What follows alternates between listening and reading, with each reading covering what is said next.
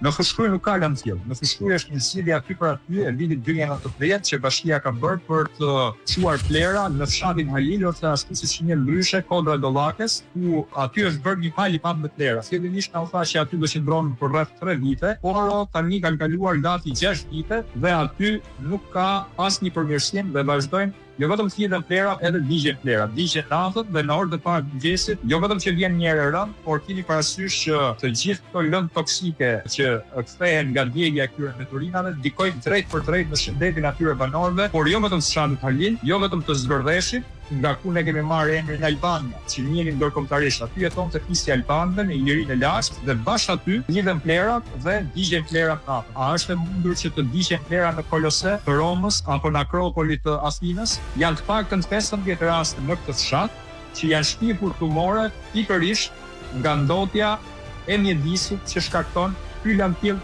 totalisht i paligjshëm. Sepse zona jon apo qarku Durrësit në tërësi do duhet që plerat t'i grumbullojë dhe t'i çojë pikërisht në Tiranë. Kjo nuk ka ndodhur.